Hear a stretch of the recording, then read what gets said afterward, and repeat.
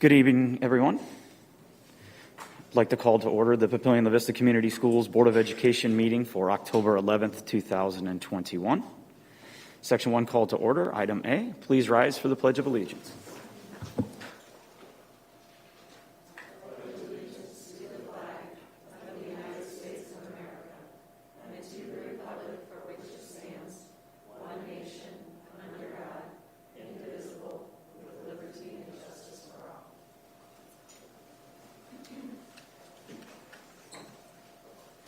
All right, moving on to item B. Roll call, please.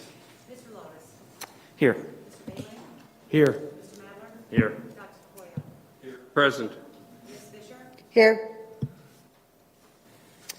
All right, I'll entertain a motion to excuse the absence of Ms. Witt. So moved. Second. I have a motion by Ms. Fisher and a second by Mr. Bailey. Roll call, please. Mr. Bailey. Yes. Mr. Madler. Yes. Dr. Koya. Yes. Ms. Fisher. Yes. Mr. Lotus. Yes. Motion carried. Thank you.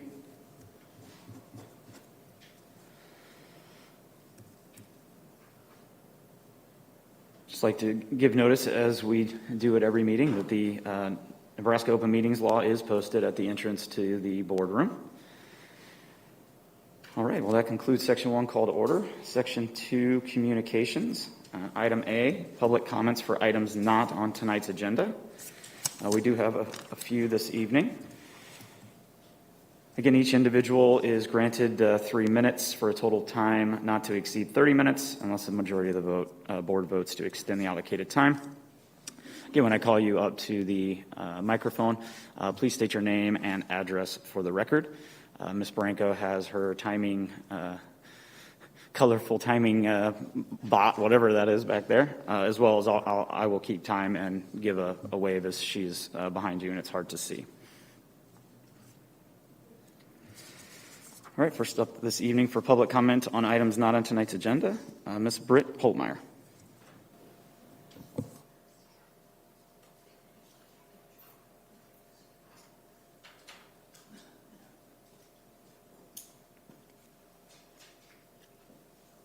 Welcome. Hi.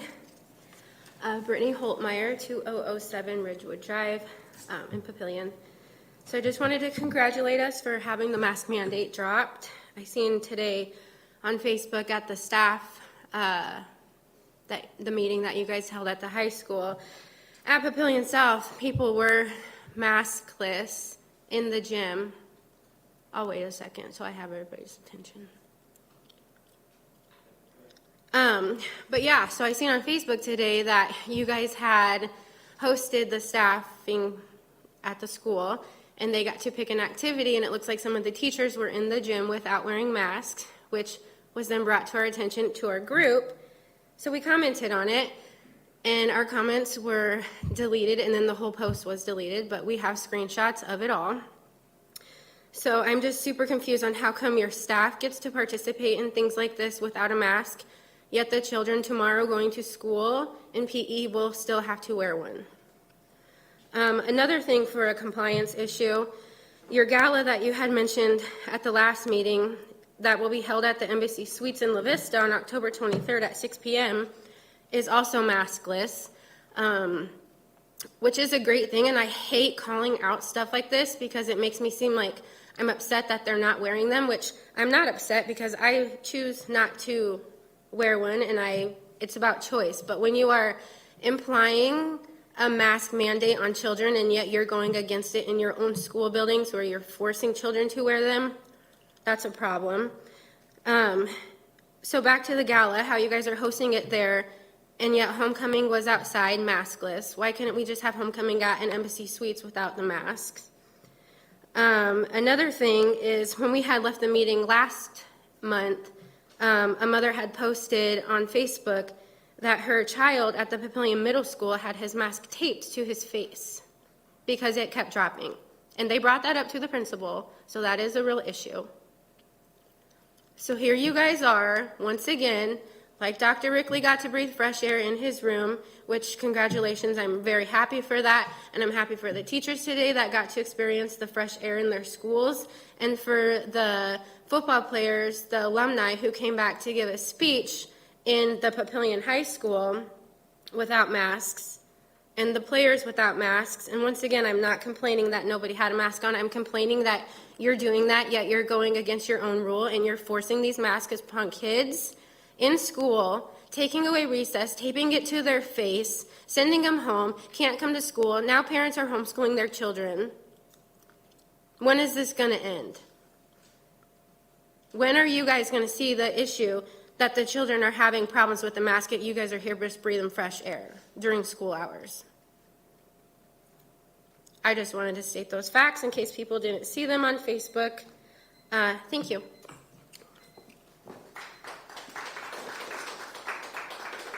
Thank you.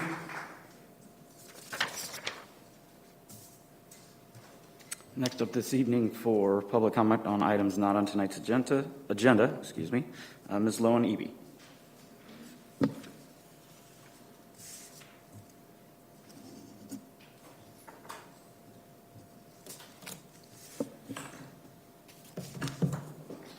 Oh, goodness. Hello, my name is Lowen Eby. I reside at 1401 Edgewater Circle, Papillion, Nebraska, 68046. Thank you for the opportunity to speak today. On September 27th, 2021, I made the following public comment. I am part of a growing group that started the recall efforts for the officers of the PLCS Board of Education. We believe the officers have failed in their duties as board members by not taking corrective action when Dr. Rickley may have been in violation of Policy 1409 as well as other laws on or around February 2020. Had corrective action been taken, the Papillion-La Vista School Board hears comments on controversial book issue, and the religious discrimination for face coverings and masks would not have occurred. Instead, on March 22, 2021, the Board of Education voted to extend Dr. Rickley's contract until June 30th of 2024. I implore the board officers to submit your resignation by the next school board meeting. For those that do not, we will continue with our recall efforts. It is our responsibility as citizens to hold our elected officials accountable, and it is our duty as citizens to recall elected officials that are not fulfilling their duties. Today, I stopped by the Sarpy County Elections Office to submit principal recall petitions for Mr. Brian Lotus, Ms. Sue Ann Witt, Ms. Valerie Fisher, and Dr. Fred Tafoya. The office was closed in observance of Columbus Day. I will be submitting the principal recall petitions on Tuesday, October 12th, 2021. I have recall booklets for each officer. All updates and events for the recall will be available on papillionpatriots.org. If you have any questions, please email us at papillionpatriot@gmail.com. Thank you for your time. I have the recall booklets for the board officers. Who do I give it to? Okay. Oh, please.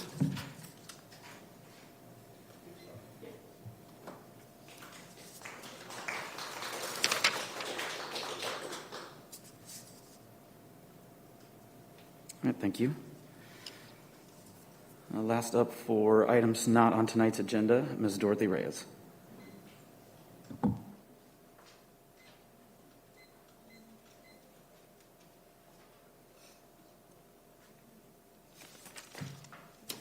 Welcome. Hi, thank you.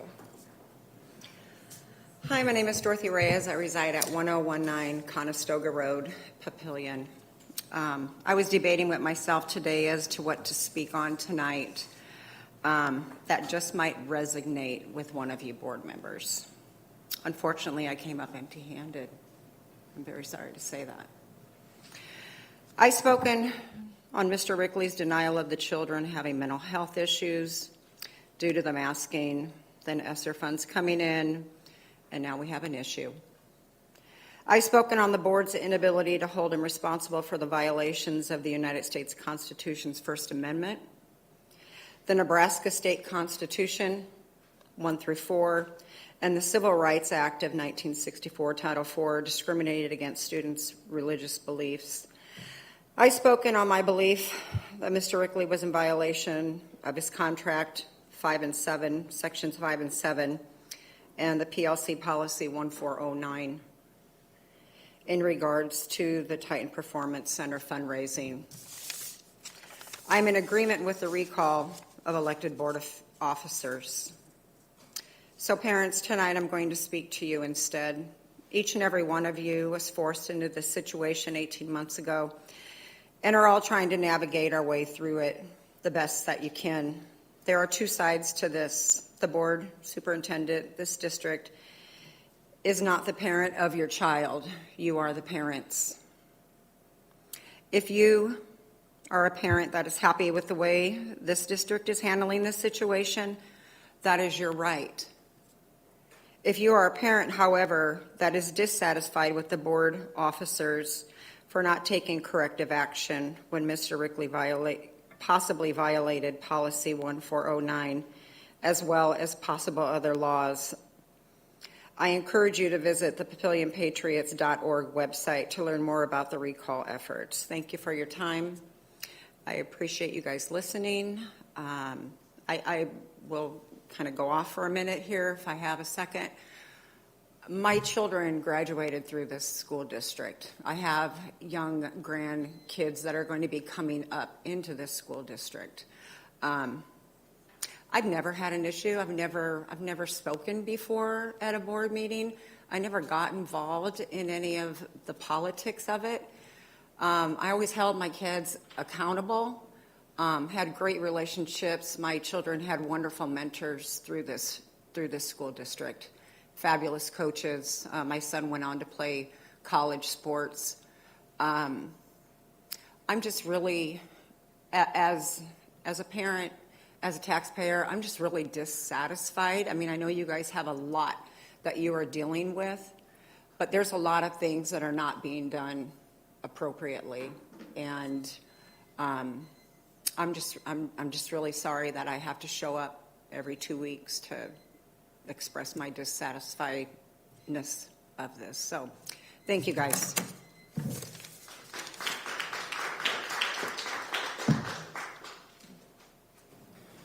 Thank you.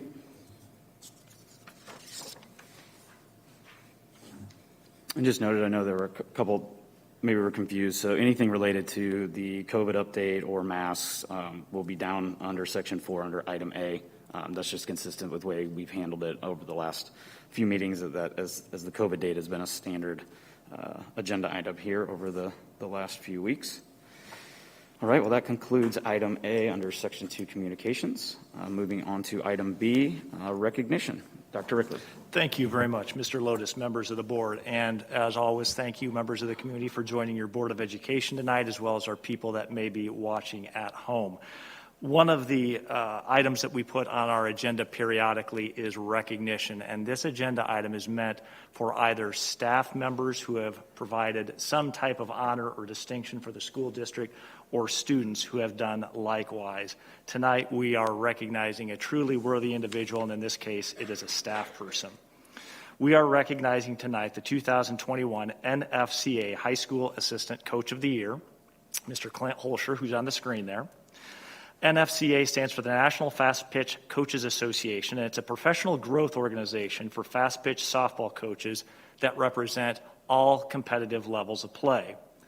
The Nfca awards one winner at each level of play, and of course, Mr. Holscher is our honoree that we're talking about tonight. A little bit of information about Coach, bless you. Clint Holscher has been the Monarch assistant coach for 15 seasons, playing a pivotal role in 6 state championships, 5 state runner-up finishes, and 3 third-place state showings.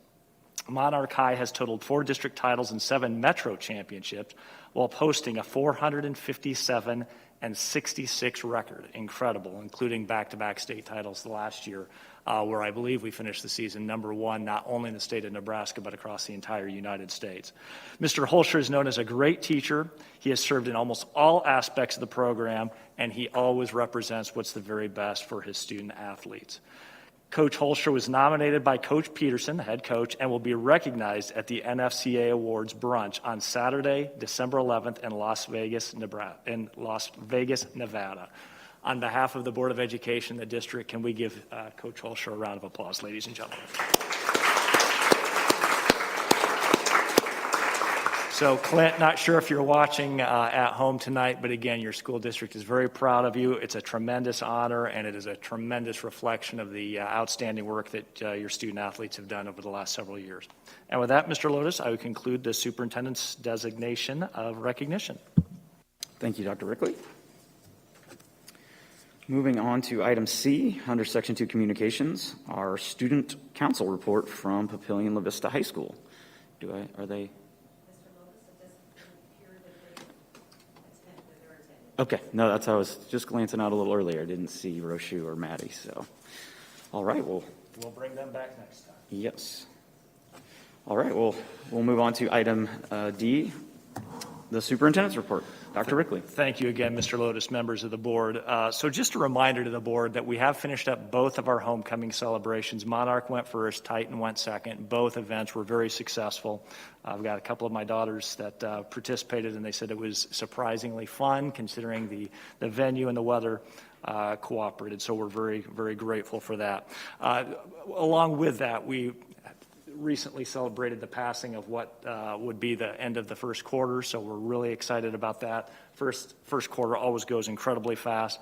Almost all of our schools have completed their parent-teacher conferences, which we did in person, and when appropriate, we did some hybrid too for parents that couldn't make it in and meet face-to-face. Also wanted to recognize both of our girls softball teams. Speaking of Coach Holscher, both Monarch and Titan made it through districts and will be playing in the state tournament later this month. So we're incredibly proud of our ladies and their accomplishments there. On the district side, we've been working with Ms. Erickson to bring in several new business partners. So I think the board is probably aware, and some of our community members may be as well, of our Cooperation Best Business Partnership. This is a partnership that has been in the district for the better part of 20, 30 years, whereupon local businesses partner with us to provide some level of service, and the district reciprocates in kind.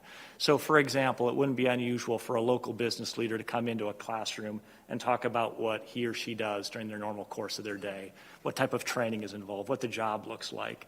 And likewise, we try to provide opportunities for that business to receive exposure with our families and our taxpayers. We have over 200 business partners, and we brought on board 8 additional business partners in the last week. So we're really excited to see that partnership continue to grow. Also wanted to remind the board that we provided testimony on LR 182. That was invitation-only testimony. We received an invitation from Education Committee Chair Senator Lynn Walls. We went down to Lincoln and testified on 182. It is a proposed bill that deals specifically with option enrollment. Doesn't necessarily impact Papillion La Vista Community Schools to any great extent. It tends to impact school districts that have a larger population of option enrollment students. And since we are a fast-growing district, frankly, we just don't have as many option enrollment students as some of our surrounding districts. But it was still a great opportunity to meet with our legislators and talk to them about the issue of school choice. Also wanted to share with the board that we have met with our certified and classified staff advisory councils for the very first time to start the year. The board is aware, but the community may not be, that we have a number of standing advisory meetings where we meet with community members at least once a quarter to find out what's going on in our classrooms, in our buildings, and in the communities. So the certified advisory, of course, consists of teachers. We have at least one teacher from every one of our 21 buildings. Same with our classified advisory. That consists of classified staff such as clerical staff, secretarial staff, paraeducators, food service workers, drivers, buildings and custodial staff. And we have at least one representative from each of the 21 buildings. And we also met with our business advisory, where we have approximately 25 to 30 business leaders from the surrounding area, where we talk a little bit about how we're preparing our students for the workforce, for the military, for higher education, and what things that we need to be thinking about as a school district. And then we are meeting with our student advisory for the second time of the school year later this week. Also, just so the public is aware, because it came up in public testimony regarding the Gala is a masked event. It is held at the Papillion, the La Vista Embassy Suites, and contrary to what was reported earlier in the public comment, that is a mask-required event, just so that anybody that might be attending has the correct information for that. And with that, Mr. Lotus, I would conclude my superintendent's comments. Thank you, Dr. Rickley. Moving on, I'll open it up for board comments this evening. Just real quick, you're talking about having people come in to speak. I was invited by the HAL to come in to speak tomorrow. I'm going to talk to them. I guess they're doing something on aviation careers, and so they asked me to come in and speak on military aviation, how that works, and also on just general aviation careers and everything. So with my background and current job, I think I'm looking forward to it. I'm excited. So I'll come down, and I think it's a small group of middle school students I'll be speaking to, but I'm looking forward to that. So that ought to be good. So, yeah.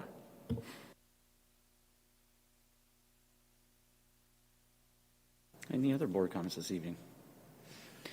If not, I just had a quick one, a kind of a semi-recognition for our track and cross-country staff up at Papillion La Vista South. So on Saturday afternoon, I believe it's been going on for a few years, but the Papillion La Vista South hosted the Nebraska junior high or middle school state cross-country races in the afternoon. It was an amazing sight to see. The amount of effort by Coach Hazelhorst and Stanger and Simpson and the rest of their team to organize an event that had over 1,100 participants from all over the state of Nebraska, including teams that came in from as far away as Sydney. It was amazing what they're doing to grow the sport of cross country, and just to see all the different schools. It's very rare that you get to run against all classes, and not just Class A, Class B, Class C, whatever the classes may be. So just wanted to give a big thank you and kudos to those coaches and their staff that organized such a great event that brought in folks from all over the state. The weather held out. It wasn't too hot, but to see those kids give their all. They did 4 races. They did 2 championship races, and then they did 2 open races as well. And I believe La Vista Middle, if I remember correctly, finished second in the girls' side. So congratulations to all. It's a wonderful event. It just, again, brings some great recognition to our district and to Papillion La Vista South, and the great cross-country course that we are able to have at Walnut Creek Recreation.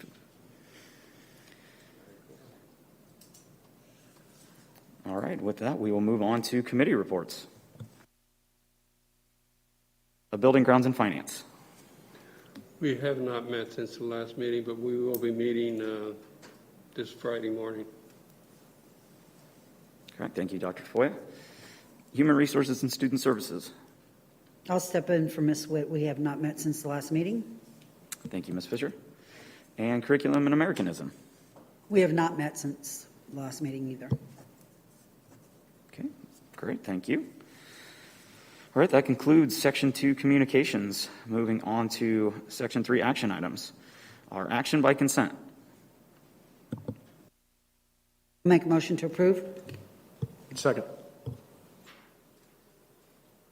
I have a motion by Ms. Fisher and a second by Mr. Bailey. Roll call, please. Mr. Madler?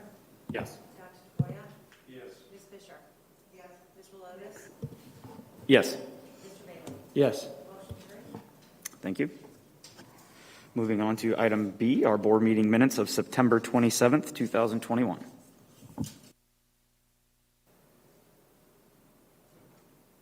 I'll make a motion to approve the board meeting minutes of September 27th, 2021. Second. I have a motion by Mr. Madler and a second by Dr. Tafoya. Roll call, please. Dr. Tafoya? Yes. Ms. Fisher? Yes. Mr. Lotus? Yes. Mr. Bailey? Yes. Mr. Madler? Yes. Motion carried. Thank you.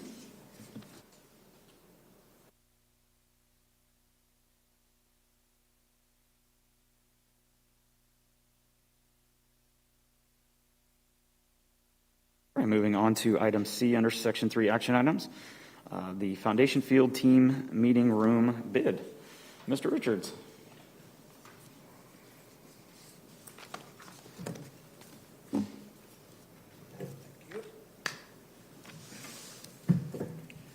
Good evening. We have received 6 bids for the Foundation Field Team Meeting Room, and Very happy to bring those to you tonight. We had some good contractors bid on the project, with Rogie Construction being the lowest bid, and we did get references on them, and they've been involved with other school districts in the past as well, and have done some good work around, and their subcontractor list is very acceptable with a lot of area companies involved with that project. It's been a while since you've heard about that project, since summer, June, and Mr. Pat Carson is here from BCDM to kind of update you on that project, and I know there was a change since June by adding the air conditioner to the project, so he'll kind of cover that with you tonight. Absolutely. Thank you, Brett. So Pat Carson again with BCDM. Really, the drawings haven't changed substantially since June. The building is not any bigger than it was. It was about 5,000 square feet. Excuse me, it still sits in the southeast corner there of Foundation Field. When we look at the floor plan, it's still 2 team meeting room areas with supporting plumbing areas, custodial spaces, and a small training room. Again, as Mr. Richards noted, the big change when we discussed this at the meeting in June was the concern about air conditioning and cooling. So we've added that. In the process of doing that, we've also had to improve the thermal qualities of the building envelope. So we picked that up as well. Again, it really doesn't change how the building is set up in any way. And as Mr. Richards noted, we had anticipated a cost probably just a little under $1.3 million. The bids came in a little higher than that, but still under $1.4 million. And as many of you know, as you've heard about the bidding climate, not only in this area but throughout the whole country, it's very volatile. So we felt very good about the bids we received. They were very tight bids, which we always think is a sign that people are looking at the same things, and it just shows quality in those bids. I would tell you as a point of reference, Rogie Construction, who is the apparent low, they did do the kindergarten addition at Rumsey Station, I have to think, maybe 10, 12 years ago. So they actually have worked for the district before. And that was a positive experience. Are there any questions that I can answer? I'm happy to go back and discuss the project in greater detail if you'd like me to. Pat, thanks for being here tonight, and Brett, thanks for your good work on putting this all together. If the board decides to approve this project, do we have any sense on how quickly we may break ground, and then from Alpha to Omega, how long until the project might be completed? Great question. So Rogie is very anxious to get going if approved. So the first thing we do would pretty quickly here get to relocating some utilities. We'd also start doing some footings and foundations yet, with the hope being that we could run masonry through the winter. We have a pretty generous timeline. We're not talking about the project being complete until mid-July of next year. And again, for a building of this scale, it should go up fairly quickly. If you want to compare it to the concessions building that's just wrapped up at Monarch, it's of the same sort of vintage. So we feel really good about the schedule. If we have a good winter, I think this contractor is ready to maximize that and try to finish the project a little early. Thank you. I do appreciate that you went back and looked at the air conditioning and things. It makes no sense to me, at least, and I think several board members said, to build this kind of a facility, which is part of our bond, issue projects, but then have it not be usable because it's just too hot in there or too, you can't breathe or whatever because of that. So I do appreciate that you went back and looked at that. It's far easier to do that in the initial construction than to try and go back and fix the problem later. So thank you for doing that. The layout and everything looks good. Really no change from what we saw last time. So this looks really, really nice.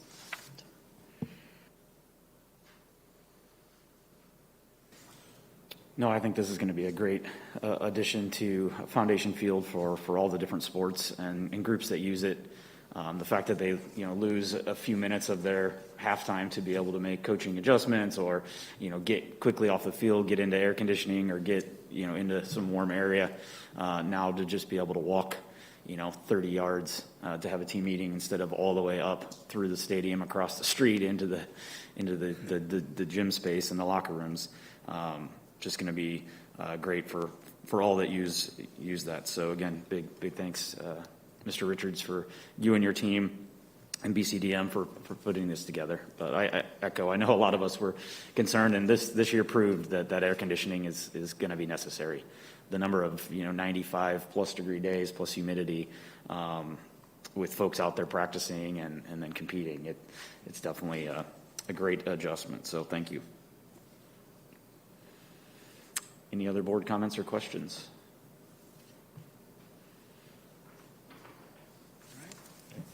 I'll make a motion to approve the lump sum bid and authorize and approve the construction contract with Rogge General Contractors, Inc. for the low bid amount of $1,376,000 and 2 delegates authority to and authorizes, approves, and directs the President of the Board of Education, Superintendent of the Schools, Assistant Superintendent of Business Services, or a designee for the school district to sign, execute, and deliver such construction contract, sign and approve any change orders, retain necessary professionals for assistance, pay the contract price, change order increases and expenses related to the construction project and site preparation work, and take all other action necessary to complete any requirements or obligations under the construction project and contract. I got to second that. All right, I have a motion by Mr. Badler and a second by Mr. Bailey. Any further board comments or discussions regarding the construction project? Okay, seeing none. I don't believe I see any sheets related to this agenda item. So we'll move on to roll call, please. Ms. Fisher? Yes. Mr. Lotus? Yes. Mr. Bailey? Yes. Mr. Madison? Yes. Dr. Foya? Yes. Motion carried. Thank you. Thanks again, Mr. Carson, for joining us. All right, that concludes Section 3 action items. Moving on to Section 4, our discussion and information items for this evening. Item A, I'll welcome Ms. Iman up to talk about our district COVID data.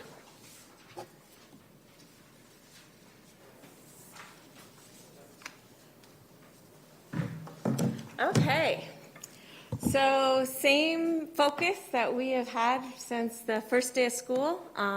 Keeping our kids in school in person is our #1 priority.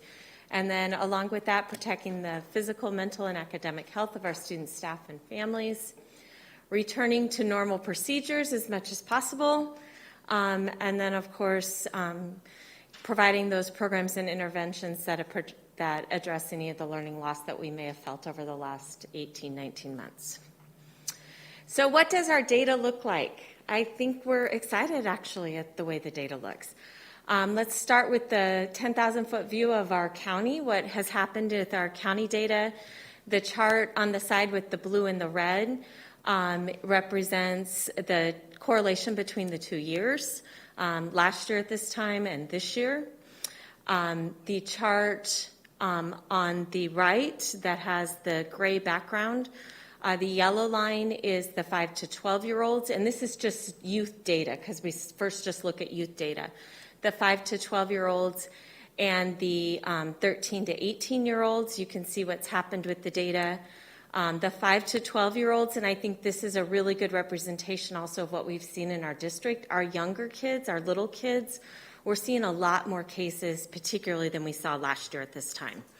And you can see that that is directly reflected in the county data. I do want to point out, because today was Columbus Day and we get the updates, it should be 9 weeks worth of data, and we don't have the full 9 weeks because the health department didn't send their update today. I'm assuming we'll get it tomorrow. So we don't have the 9th week of data. I did get a preview of that 9-week data last Thursday at our regular meeting with the health department, and it continued to go down. So I am anticipating that the 9th week data, last week's data, is going to continue on that same chart. I did add in some new information, and this is the total weekly positive cases that we've seen in Sarpy and Cass County. The 292 was where the county as a whole was the week before school started, and then 366 was where we were the first week of school, right after school had started, and you can see what's happened to that data over the course. It peaked about the same time that we peaked as a school district, and then we've seen a slowly decline in that data as well. And so this would be the entire Sarpy and Cass County, including our youth numbers as well as our adult numbers. So what does this look like from a district level? Again, just a reminder, this is the comparison between this year and last year. The white line is this year, the yellow line is last year. The red line that goes through there between week 3 and week 4 was when we implemented the mask. Our staff data continues to be very manageable, very low. We peaked at 12 cases. Last year we peaked about mid-November. The highest number of cases we ever had in a week was 20. But right now we're holding steady around that 2 to 4 number. This is the staff data broken out by level, which is one of the things that we look at as a district, is what does our data look like elementary, middle school, and high school. So this is our staff from an elementary, middle school, and high school.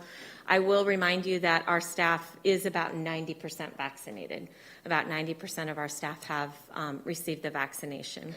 The yellow line is the elementary line. You can see those two numbers the last 3 weeks have actually been really close between elementary, middle school, and high school cases from our staff level. This is our student data. Again, the yellow line is last year's data. The white line is this year's data. The red line is when we implemented masks. You can see that we went from 28 to 82 those first few weeks, and then we've seen a steady decline. So this past week was our all-time low since that first week of school, which was only 2 days, and we're at 9 cases this past week, total of. And I'm seeing initial trends, and tomorrow we'll tell this real story, but today's data, we didn't have any cases reported today. This is the breakdown. Again, I would just remind you, this is the elementary is the yellow line. Elementary, we're seeing more cases than we saw all of last year. And I think that that's really an important statistic as we move forward and make future decisions that we need to keep in mind. Our most vulnerable children, which are children that can't get vaccinated, is where we're seeing the cases. In all of last year, we had 136 total elementary kids in the entire school year that ever tested positive. This year, with 9 weeks of school under our belt, we've had a total of 146. So we've already had more elementary students test positive in 1 quarter than we had in all 4 quarters put together last year. This is my favorite chart, honestly, because the number of positive cases tells about half the story. What really impacts our teachers, our classrooms, our learning is the number of kids that are in school every day. And I can't say that these illnesses are all COVID related. I wouldn't say that because I know they're not. This is total number of kids that are absent because of illness related type or COVID related type reasons. In a typical year, we see that number floating at about 300 to 350 students. You can see what that number's done throughout this year each week. We peaked that first week in September, right after we put the mask mandate in. We had 739 students that were not in attendance. This past week, the past 3 weeks actually, I think you can call that a trend when we've had it for 3 weeks in a row, we're below 300, which is really better than it's been for years and years and years. In a typical year, it's between 3 and 350. So our total attendance, some of that I think we have to contribute to the fact that when we have the mask requirements, we're not quarantining, we're not sending kids home like we were when we did not have the mask requirements. And we sent, that 1 week, we sent home 89 students and told them they couldn't be in school. So those numbers are certainly much better than we would have expected. Last week, or last board meeting, you guys asked about the Symptom Tracker. So I wanted to just give you a little bit, and I'm not going to steal the thunder from Children's Hospital and UNMC, who are here tonight and are going to talk specifically about this, but just some numbers that I'll put in the presentations from here on out. Second semester last year, our numbers ranged from about anywhere from 500 to 1,000 kids a week that actually went through the Symptom Checker. filled it out. So anywhere from 500 was the lowest we hit from January to the end of school. Actually, that 500 number was right at the end of the school year, all the way up to nearly 1,000 students that would fill that out in a week. Over the summer, we had just a handful of kids, 5 to 10 students a week that continued to fill it out. I think parents used it as a resource. Not necessarily should they come to school or not, but how concerned should they be about the symptoms, which is awesome, as we looked at that data. This year, we haven't pushed the data and marketed the Symptom Tracker. It's just in the app. And we're seeing about 50 kids a week that are continuing to fill out, or families that are filling it out for their children that are going into that Symptom Tracker and testing them. So I added this data because I know you guys had asked about that last week. So what are we seeing? We continue to see the higher numbers at the elementary than we saw last year, which is concerning because those are our most vulnerable children. We have not seen spread in classrooms since we added the masks. So by that I mean we haven't had a situation where we've had this kid has tested positive and then another kid in that same class, or another 2 kids or 3 kids in that same class. We have not seen that at all since we added masks. Positive. The total overall number of positive cases in our district continues to trend down, which is what we want, and have steadily trended down. And then I think one of the things that's a really important data source that we're looking at on a regular basis is that we're also seeing those numbers trend down from a county level. It's not just happening in our district, but the entire county, including also our children in the entire county, but the adults and the entire population in our Sarpy County continue to trend down. Questions? Do you all look at, I'm just curious, Douglas County, are we seeing something similar in that county? Do you know? Yeah, I think everybody's starting to trend down. In fact, I was just reading a national article where nationally they're seeing those cases, like in the South where they had really high numbers, they're starting to see it trend down as well. I can't tell you specifically what's happened with Douglas County, but yeah, I think throughout the country we're starting to see a trend down. Ms. Iman.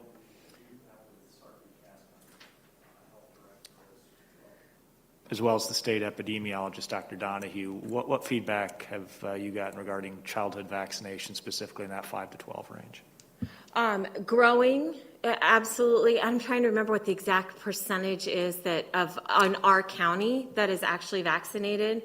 I wanted to say it was 60. Is it 60, Andy? Do you remember?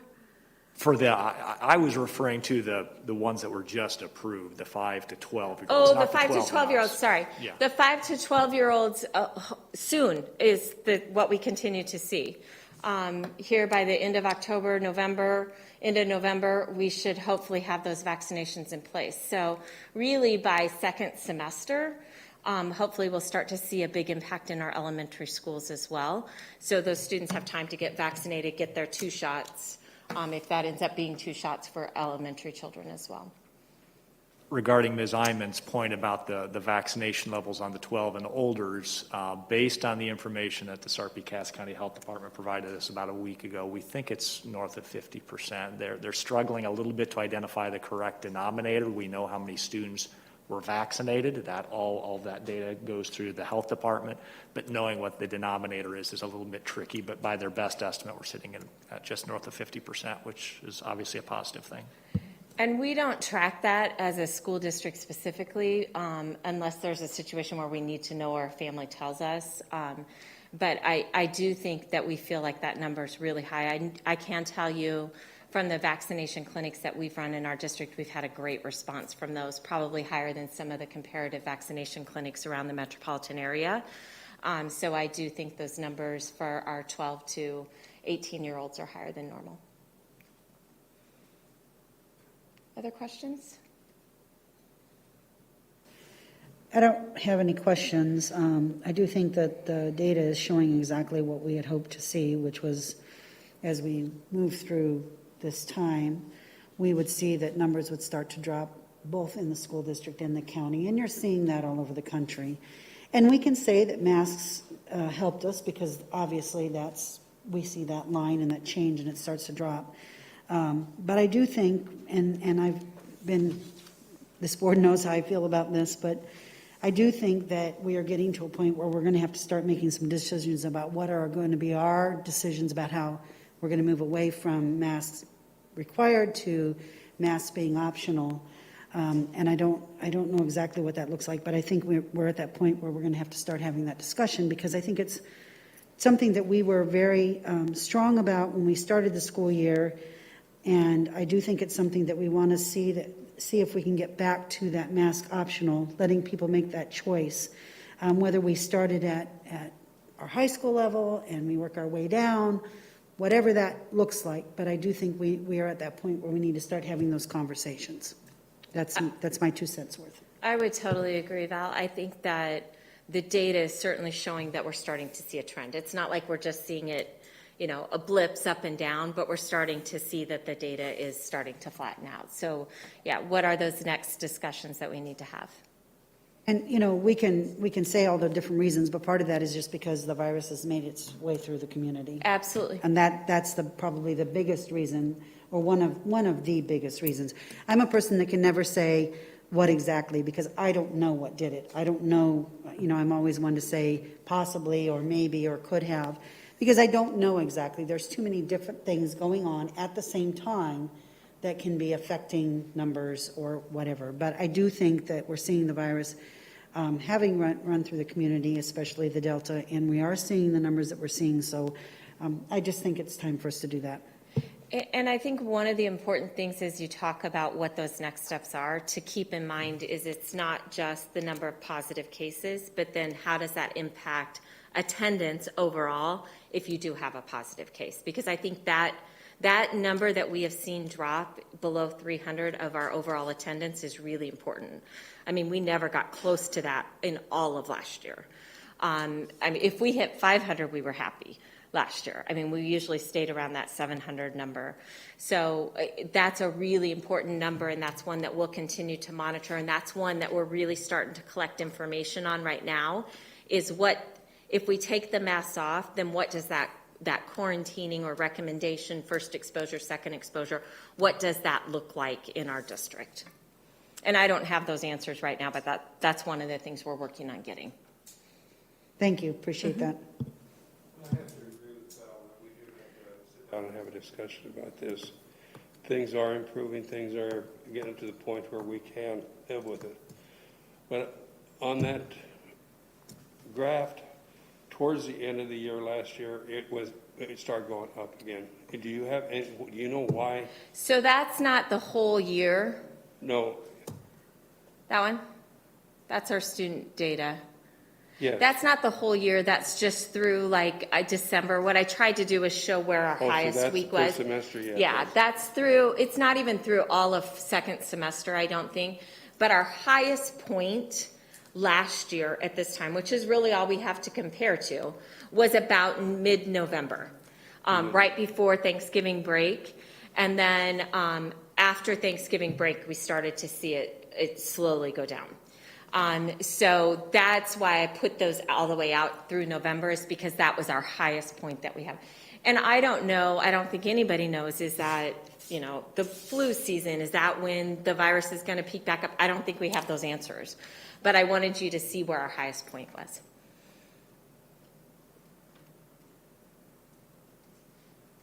Any other questions?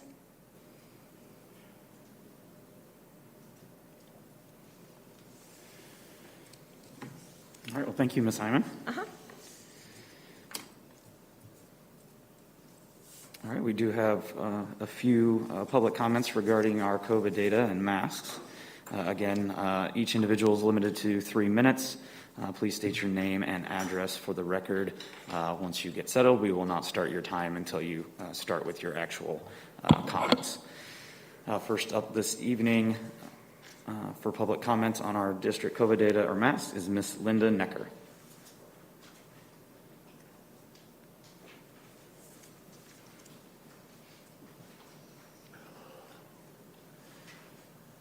Thank you very much for allowing me this time to speak. Welcome. I have to say that I really appreciate everything you folks are doing. I feel that the can we way. get, sorry to things- interrupt, can Oh, I get your my name and name address for the record? I'm sorry. No, you're fine. Linda Necker, 12223 Patrick Avenue, Omaha. Perfect. I hadn't started your time anyway, so. Oh, okay. Sorry to interrupt, we just have to get that done. I won't use much time. Okay, perfect, thank you. I just want to say, first of all, that I really do appreciate you board members. I don't know how long each of you has been in your position, but I'm guessing that it's been long enough that you guys didn't know what you were signing up for when you signed up for it. That all this is so new, and I appreciate how you've been navigating the challenge of this COVID pandemic that has been going on. I was so happy. I'm a grandmother, by the way. I'm not a mother of any student, but I'm a grandmother. And I have grandchildren in different districts. But I wanted to come here just to say I know in the beginning you didn't have the mask mandate. I was very happy about that. And then I see the cases went up and then you did it. So I can see that you're trying. You're trying to navigate this. And I really appreciate what you brought up, Ms. Fisher, about how this is the time to start that conversation. And really, that is why I'm here. I've never spoken at a board meeting before, but I feel that it is my duty as a grandmother to express what I believe is best for my grandchildren. I believe that it's damaging to their sociological upbringing, that you can't read people's faces, I can't see if you're smiling. I took mine off so that you can see that I am smiling, that I do appreciate you. And that besides the fact that, to be honest, I wear these when I have to. My dad is in an assisted living place, and I make sure to, do what I can to wear it where I need to. But I'm really glad when I get to take it off. I can handle it for a few minutes, 10 minutes, 15 minutes, whatever it may be. And it just breaks my heart to be thinking of my grandchildren having to wear these all day. So that's really all I'm here, is to just thank you and to say, I hope, and I did read this morning on CNN.com that the average daily U.S. COVID cases fell below 100,000. So there is good news. And to me, cases don't necessarily reflect even the necessity for masks, only because cases just mean that people test positive, and that doesn't mean they're sick. But I'm sure you guys know all of those things, but thank you very much for giving me this time. I appreciate it. Thank you.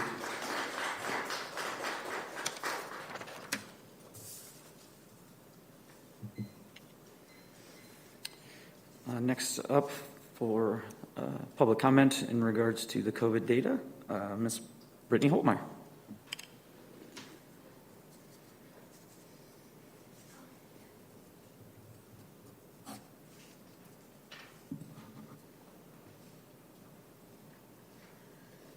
Hello again. Brittany Holtmeyer, 2007 Ridgewood Drive. I was going to speak about the masks, but we know that kind of talking to a brick wall when we do. But with the testing, once again, it needs to stop. And I know that you're showing your numbers with the testing and it's a positive case and blah, blah, blah. They are faulty. I don't know how many times someone has to say that to make somebody stop the testing. The CDC even said that they're faulty and they should be ended by the end of the year. Just wanted to throw that out there again. For the vaccines, I'm preaching on this tonight, and I wore my shirt from the Del Bigtree. If you don't know who he is, I suggest looking him up. The vaccines, stop pushing it on these children. There was a country, I was just trying to find it, who actually just put out for that 5 to 12 year mark to end the push for the vaccines from all of the reactions that they are seeing in the children. In California, we know where this is going with the vaccines. I've said it for 2 years now, and that's why I continue to talk and won't stop talking until something has changed. We know where this is going. California just announced that they are now requiring the COVID shot on their childhood schedule to go to school. In the state of Nebraska, I want people to know that we do have a medical exemption and a religious exemption, although we know how well religious freedoms work here in Papillion. It needs to end. I'm here to give you a VAERS update from the COVID shot. As of October 1st, And like I said, less than 1% gets reported to this. There have been 16,310 deaths from the COVID shot, 75,605 hospitalizations, 87,814 urgent care visits, 121,000 doctor office visits, 7,104 problems with heart, 9,446 Bell's palsy, 2,415 miscarriages, 7,868 heart attacks, 8,689 myocarditis, excuse me if I'm saying that wrong, and that's actually been super high within young children of boys. 23,000 have been permanently disabled, 3,620 have had low platelets, 17,619 life-threatening, 30,631 have had severe allergic reactions, 9,215 have been reported for shingles. And actually, I don't know if somebody is listening, but has known somebody that has gotten shingles from their vaccination. Moderna is causing that. But back to what I was saying, and then with Annette, I would like to have a chart for the next meeting presented from the previous years before COVID was a thing, a chart that is showing how many children were out of school from the flu, how many mask mandates were put in place because the children had the flu, how many children's classrooms were closed because of the flu. Although I know it's no longer here and I know we have flu has disappeared, I would just like to see a chart of that. Thank you. Thank you.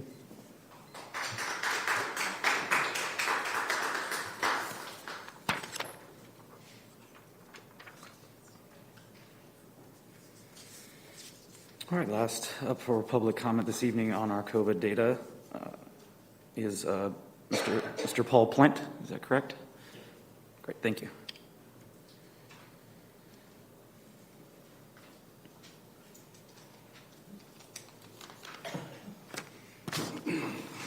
My name is Paul Plent, 10621 South 113th Avenue.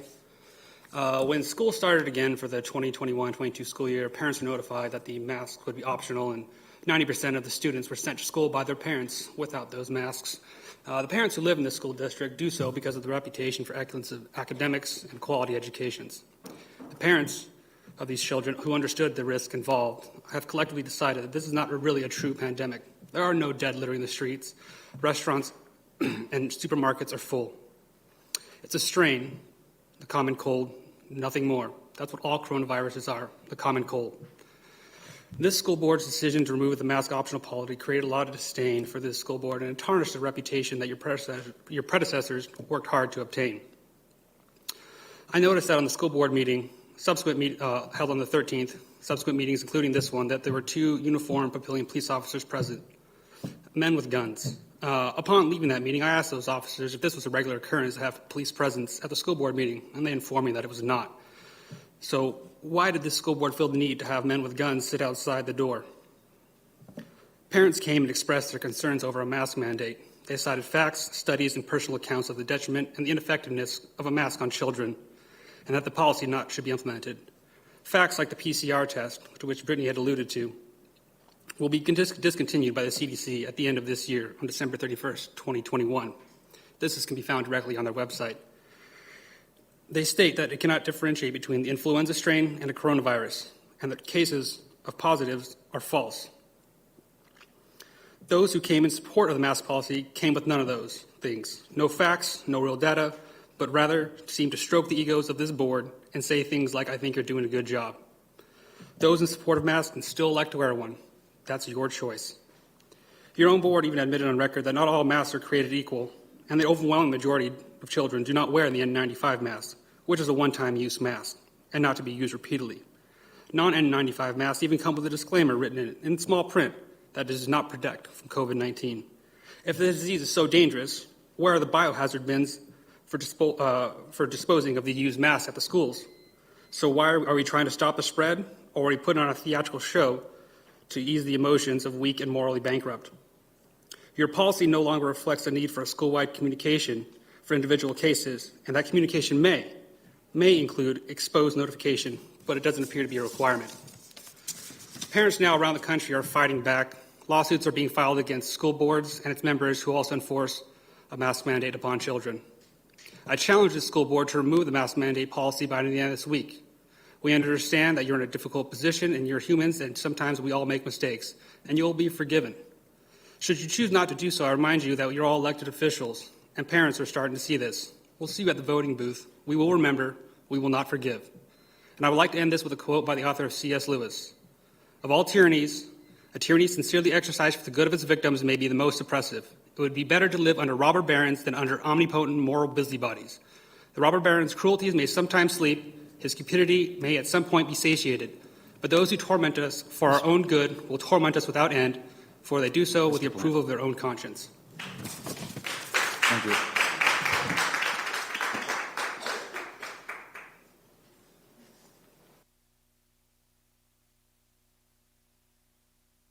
All right, thank you all. That concludes item A under Section 4 discussion and information items for this evening. Moving on to item B, our discussion about Children's Hospital's proposal. Dr. Rickley. Thank you very much, Mr. Lotus, members of the board. I would like to welcome to the front desk I believe at least two representatives, three, Dr. McCullough. So Dr. Rusty McCullough, I'll allow him to introduce his team. I don't know if Dr. Kearns and who he brought with him, but in any event, I'd like to remind the board that the district has had a partnership with Children's Hospital for no less than the last 16 months, and I certainly don't need to remind the board of the credentials of Children's Hospital and the outstanding service that they provide our community, our families, and most of all, our children. They have worked with us specifically on developing the Symptom Tracker that Ms. Iman referenced earlier, and it really did wonders last year. I know one of the things that we've talked about as a district that we believe truly made a difference last year and this year as well is having a tool to allow families to say, yeah, today's a day where I could go to school given the symptoms I'm showing, or no, I'm probably better off staying home. So we invited Children's Hospital, Dr. McCullough and his team, to talk a little bit about the updated tracker, as well as a couple of other initiatives that they have shared with us, including voluntary testing and potentially a mental health screener that we've been talking about with them for the last several months. So without further ado, I'd like to turn it over to Dr. McCullough, and please feel free to introduce your team. Absolutely.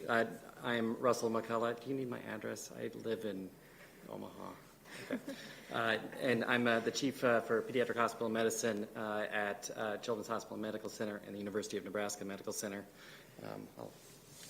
I'm Elle Kearns. I am a assistant professor in the Division of Child Health Policy at UNMC, and I am a data scientist for Children's Hospital Medical Center. Hello, my name is Yana Broadhurst. I'm also faculty at UNMC in our pathology department, and I'm a laboratory director for our testing program. Thank you again for extending the invitation to speak to the board this evening. I'll make my pieces a bit brief because Annette did a wonderful job of describing some of the enthusiasm and work that was done with the symptom screener that we put together as a service for school districts across the Omaha metropolitan area last year, and that we are updating per the request of the school district. As you know, there are a lot of changes that have occurred with guidance regarding screening, testing, home quarantine, and that that guidance can vary from county to county, across states, and within cities. And so what is really important is to help empower families and school staff to make the best decisions in the heat of the moment around whether my child should come to school, a very fundamental question. The symptom tracker that was put together is a stepwise decision support tool that provides a household the opportunity to list the symptoms that an individual may have in their household, one of their students, including their exposure history to someone with SARS-CoV-2, the virus that causes COVID-19, as well as other symptoms that may be completely unrelated to a COVID-19 infection. Based on the combination of those symptoms and exposure history and the guidance provided by the school's return to school plan and county and state guidance, the family is advised either to, yes, please send your child to school.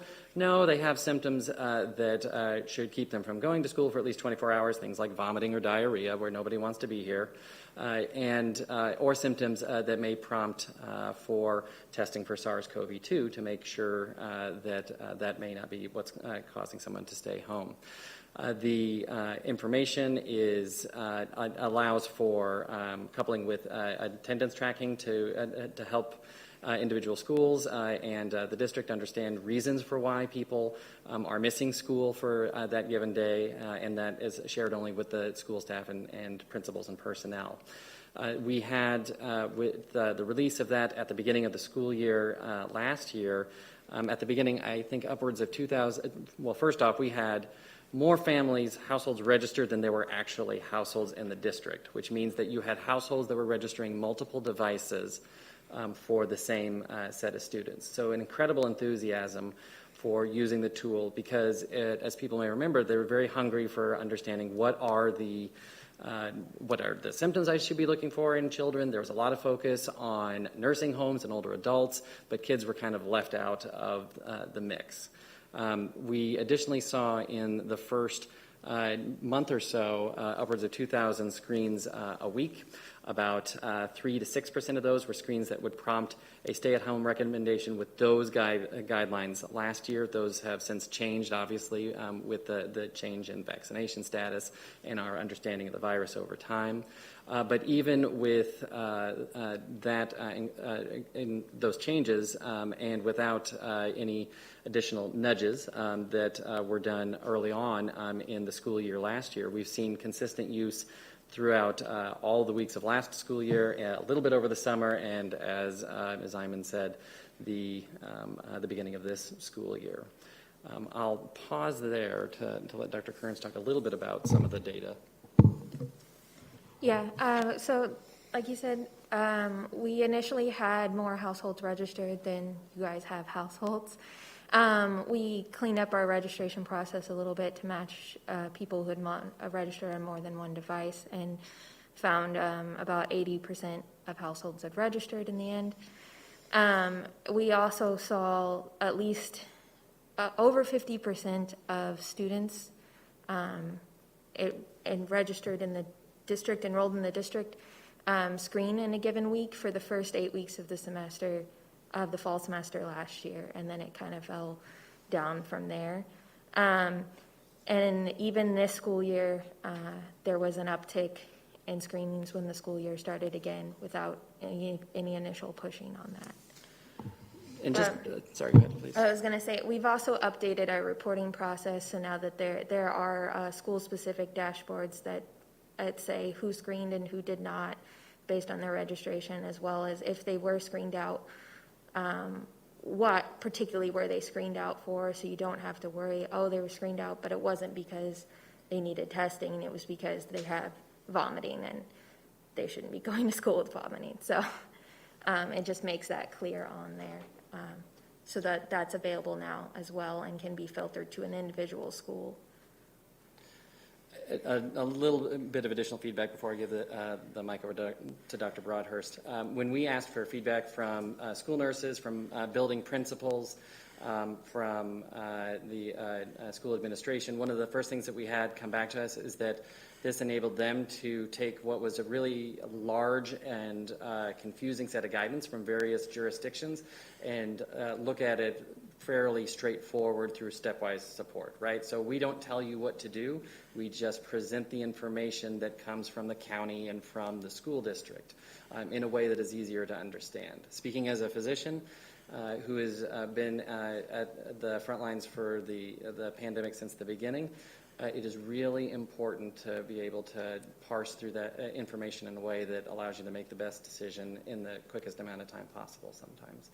And that was a lot of the feedback that we got from the families. and from the personnel that were working in the buildings. We've since had conversations on the University of Nebraska side, that UNMC side and children's side, that have opened an opportunity to couple this screening with a at-home testing program. We're working with the Nebraska Migrant Education Program to do that as part of a national program called the Rapid Acceleration of Diagnostics in Underserved Populations, or RADXUP, which is meant to address inequities in access to testing and information and results back, to empower families to make decisions that are best for themselves and for their communities. And that has led to an additional opportunity that I'll turn over to Dr. Broadhurst. Thank you. So we've worked hard to be able to offer testing, accessible testing to schools. That's a program that we've been building now for more than a year, and we're happy to be able to work together to couple these resources and bring them together so that when families feel that they want access to testing, it's available to them in a way that is safe and convenient. So our testing program is based on saliva testing, so this is very safe and easy to perform at home, and that testing can be performed locally here at the University of Nebraska Medical Center with an email result provided to the families. So again, the goal is to make this as accessible as possible in a time when testing resources have become more limited in the community, and have that available for those who want to participate in that, again, in as a paired resource with the screening app.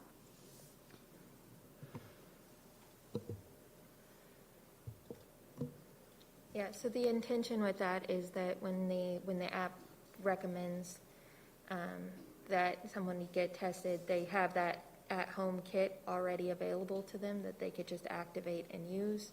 That comes in and they can get the results back within a day. We're happy to answer any questions. I think what's important is that this is voluntary, and that it's important for us to open options for those who seek to use them, and we think that we're building on an experience that shows that many families seek to use it. But even last year, there was no requirement to symptom screen, but I think there's often a hunger to make a decision for yourself based on information that you trust from sources you trust.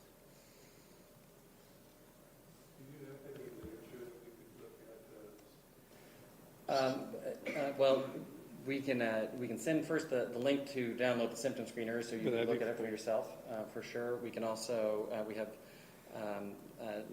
things that we have written up and presented related to the initial experience that we can send to Annette to deliver to the board as well. We started working on, we had a PowerPoint together and we realized that it was a bit wonky, and we wanted to just kind of talk it through and have you ask us questions. One of the questions that I had, and thank you for being here and describing not only the symptom checker, but also the voluntary testing. I know one of the questions we get a lot about is the accuracy of the testing. Can you talk a little bit about the nature of the test, how it's done? You mentioned it was saliva rather than the traditional nasal swab. Can you talk a little bit about how the testing is done and how confident a family should feel about the accuracy of the results? Yes, I'm happy to do so. So the sample collection is, I wish I had brought some props. It's as simple as using a straw to provide your saliva into a small tube. And that sample, again, is sent to the laboratory, and this is a PCR-based test. So this is a gold standard test for SARS-CoV-2. And we've, again, been performing this test as part of our clinical laboratory testing at UNMC now for more than a year, and would also be happy to provide literature on the performance of that test. I appreciate your coming this evening. I think that you hit on what you just said, really struck a resonance with me. We all have different opinions about COVID, about what's the right thing to do, what some people feel is the wrong thing to do. But what you just said is this is giving options to those who want to take advantage of those options and be able to voluntarily choose, I would like to use a screener, I would like to do the testing, and it gives people the option to do that. And so I, as a board member, very much appreciate the opportunity to work with you all to have these options available for our families and for our community. So those that wish to take part in it can do so, and we're making it as easy as possible for them to do so. So thank you very much for that partnership that you're doing with us. For those that are interested and would like to take part, I appreciate it very much. I would just add, it has been a privilege to work with the district, and we thank you for the opportunity.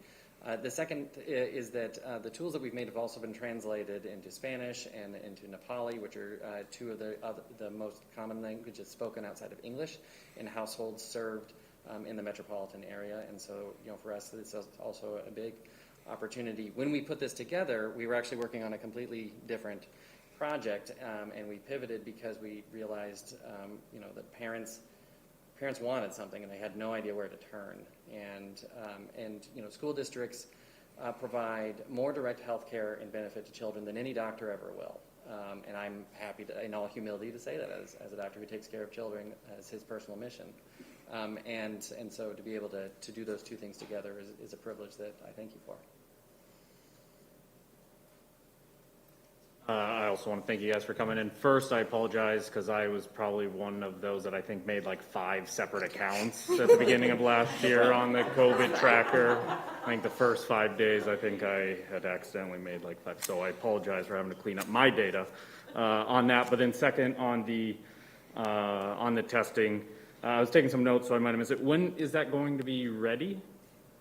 Did you guys announce that? Like when we could expect people to start using it? You do it. Yeah, sure. We can all make some comments on that. We are looking forward to being able to launch a pilot program of these services. I think we're ready quite soon. We stand ready in the laboratory certainly to do the testing component. We think that one, it's always best to start with a pilot program and work out the kinks and understand what's working well for families and what can be improved before the program's expanded. And we're also happy to have secured some funding to be able to provide that for the school district at that scale, again, to see what's working well and how we can expand from there. Because it's voluntary, we're not going to know what the demand is and the logistics. We're working on doing this actually for families in rural Nebraska as well, which you can imagine is a very different logistical feat. We spent time driving to small post offices across the state. Gibbon's a lovely town, by the way, and dropped mailers back to see how long it would take to get back. It's a totally different thing for an urban school district with very robust centralized infrastructure. And so, but in both places we have to walk before we can run. So Yeah, so the idea is that we will start with 1, maybe 2 elementary schools and then see how much the uptake is, if it reaches capacity of the lab or not. If it doesn't, then we could think about expanding. Gotcha. Thanks.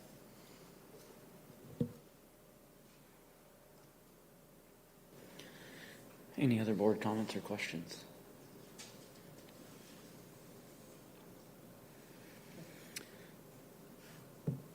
You mentioned, Dr. Rickley, potentially the partnership as well with a mental health screener as well. Can you guys speak just a little bit about where you're at in that, I guess, in the development and again, collaboration with our district? Yeah, this one I think I can speak to. The short answer is that mental health is a glaring priority for communities all over the United States, and Nebraska is no exception. For our own, speaking as the chief for hospital medicine, I can tell you that intentional self-harm events resulting in hospitalization have dramatically increased during the course of the pandemic. And there's an entire group of events that happen that we never see in the hospital that could lead be averted. Children's Hospital and Medical Center, which I do not speak for today, but I can tell you that overall plans are to partner with organizations across the state related to mental health, improving service delivery, screening, and response. And we're in the initial stages of working on the use case for using the same technology that we did for symptom screening to empower families to make the best choices regarding the health, emotional well-being, and behavioral health of their children. So I know that's a very generic answer, but it's because I don't want to nail down people that we don't have all of it on. It's you want to do something that is safe, and that when you get information, a signal that could be somebody who's in distress, that you can act on it immediately. And so, I have a duty to do no harm through one of these things, and the worst thing I can do is we as a team could create is a tool where it's a voice into the dark and nobody's listening. Yeah, so we have the ability to transform existing proven by the literature mental health screeners into something that's on an app on your phone, and we have the ability to report that data back out in the form of a dashboard. But the critical pieces are that what screener do we use, and who just sees that dashboard, and how is that acted on before we would release anything. No, great. Thank you for that information. So we heard a little bit that it was obviously just in its infancy, and obviously we have other resources available through the district hotline, and obviously Boys and Girls Towns national hotline as well. So again, proper tools, the more that we can help have resources available is always welcomed. So again, any further board comments or questions for the team? Well, if not, thank you so much for what you've done and what you're continuing to do to try to help the community and keep our kids as safe as possible. Thank you, Thank Dr. you, guys. McCullough. Thank you, Dr. Kearns. Thank you, Dr. Broadhurst. Have a good evening. Have a great night.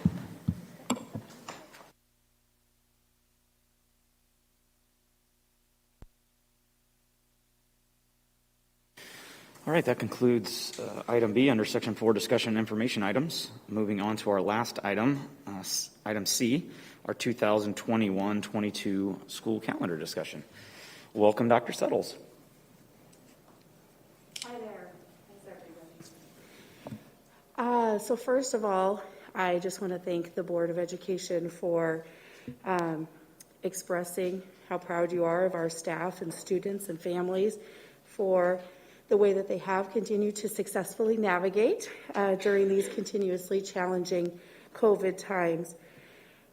This year, we have made many adjustments. Those adjustments, though, have required additional diligence on the part of our staff.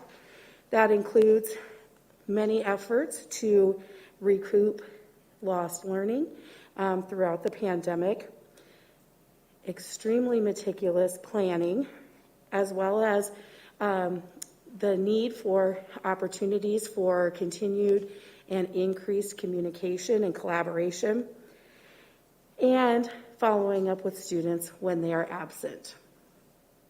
We have been able to largely return to normal for most parts of our school day, but the needs of these times we are finding are not normal. We recognize and see trends nationwide that this can lead to increased stress for our staff as well as fatigue. And I know that you wish, as well as we do from the school district, to honor these needs of our very dedicated and hardworking staff. One of the things we saw, and this is very evident from what Ms. Iman presented earlier and goes hand in hand with that, but those high rates of absence that we saw very early on in the school year have caused some of our students to fall behind, and many still have not recovered from having to take the time out of school that they did. We are particularly seeing that at the secondary level, and of course we're halfway through the semester and have final exams approaching in December. We felt the need to take a look at creating time for students to catch up and for our staff to continue to collaborate and have some dedicated planning time. Some of our students on these days that I'm going to speak with you about may be required to come to school, may be asked to come, make up work, give them some time to work with their teachers as well.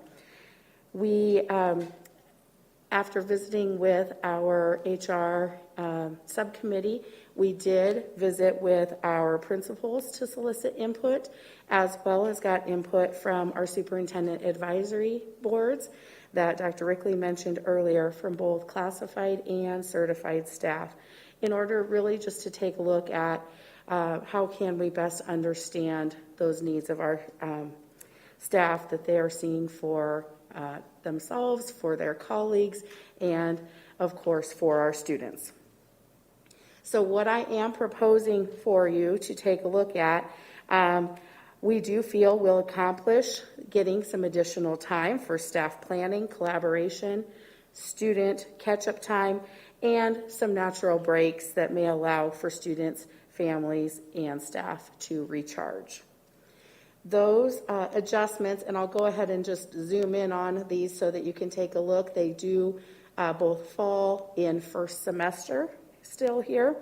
November 5th was originally planned as a day that elementary students would not be attending. It was an elementary staff planning day. We are asking that that now becomes a staff planning day for all, and no students would be here unless, of course, they were requested to come in for makeup work. And then the other piece of this is requesting that we add November 29th as a day where students are off, and it's an all-staff planning day, again, allowing that additional collaboration time. This is planned very timely in those weeks leading up to final exams at the high schools, and hopefully also is a natural break time for families. And I will certainly entertain any questions that you would have or thoughts on the matter. I don't have any questions, but I do appreciate from our last look at the calendar that you took another look at it and went back and spoke to principals and to see what would work well, because I do think these changes are good changes. They're good for our staff, they're good for our students, and I think overall good for our families. So thank you for doing that. One question. If we do move forward with it, how many hours or days would the students still be ahead of what is required? Right. So the commissioner has approved or has said that they will approve that we may put in. We're close on our minutes at the secondary level for our seniors, especially. If we were to have a whole bunch of snow days, we would have to put in a document with the commissioner to ask for approval of those. But currently, this does fall in line with the COVID adjustments that the commissioner has allotted for. And we would still be in good shape. Gotcha. Thanks. Gotcha. Just as a reminder to our community who may be watching at home, Mr. Madler referenced the number of instructional hours. It's not days, it's hours, as Mr. Madler pointed out, and it's 1,080 hours at the secondary level, and it's 1,032 hours at the elementary level. So that's something that Ms. Siri and Dr. Settles and their team keep a very close eye on. So thank you for that question, Mr. Madler. And this is, excuse me, and this is very consistent with what we made adjustments to last year as well, correct? I believe it was the first year that we realized that during the pandemic and the challenges that and stress that the teachers were having in regards to quarantines and students falling behind on regular coursework, we did approve, if I recall correctly, we did approve those elementary only to then be all levels last year as well, correct? We did, yes. Okay. And then we did, I think we added an extra day around the Thanksgiving holiday as well to give. So this is consistent. I'm just looking at what consistency looked like from last year to this year. No, and I know we got really favorable feedback last year from adding those additional planning times and allowing teachers a chance to breathe and catch up, get caught up on grading, get caught up on planning. And I like the fact that this year that, again, students are not required to be in the building, but they may be asked in order to help them get caught up prior to the end of the second quarter and the end of the first semester. So appreciate all the efforts and meetings and conversations amongst the advisory groups as well as the principals. Hard to make decisions. We don't hear from the folks that are being impacted the most and how it works within the schedule, but again, keeping in line with instructional hours as well.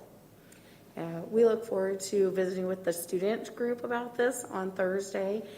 So we're excited to hear what they might think. We had a chance to visit with a couple of the students that were helping with the para conference today, and they felt it would be a very welcome time for that to be able to happen, at least at the high school level. Great, thank you. Okay, thanks. Any other comments or questions for Dr. Suttles? Seeing none, thank you so much. Thanks, Dr. Saddles.